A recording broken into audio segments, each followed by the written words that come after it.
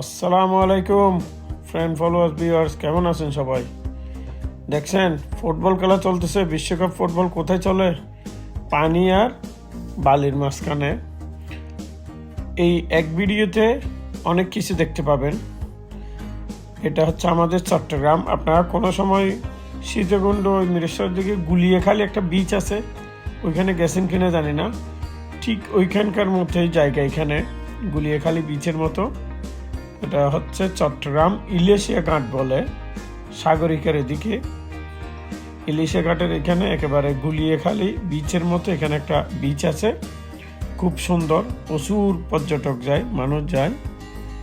তো আপনার ভিডিওটা কন্টিনিউ দেখলে বুঝতে পারবেন এখানে বাহিরের এরিয়াটা আরও সুন্দর। এক ভিডিওতে তো সব কিছু দেওয়া সম্ভব হবে না।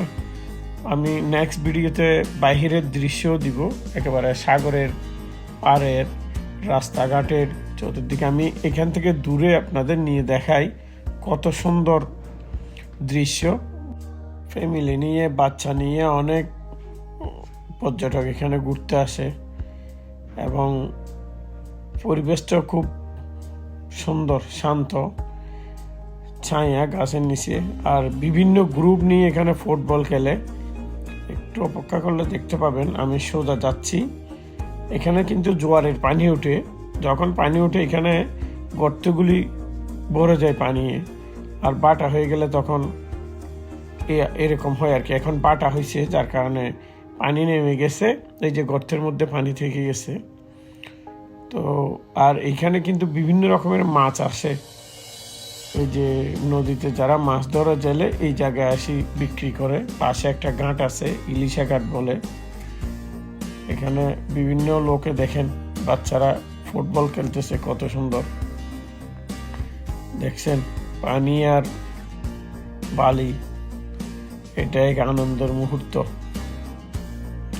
তো ভিডিওটা আপনারা একটু শেয়ার করে দেন, কমেন্টে জানাবেন কেমন লাগছে। এই যে দেখেন হুবহু গুলিয়াখালী বিচের মতো লাগে দেখতে, খুব সুন্দর একটা জায়গা। দেখেন যত দেখবেন তত ভালো লাগবে চতুর্দিকে। এই ভিডিওতে আমি উপর থেকে দিই নাই, উপর থেকে আরেকটা ভিডিও দিব, ও তখন চারপাশের দৃশ্য দেখতে পাবেন, আরো সুন্দর লাগে, ভালো লাগে। এটাও মানে গাছের ফাঁকে ফাঁকে অনেক মানুষজন, এই যে দেখেন কিভাবে।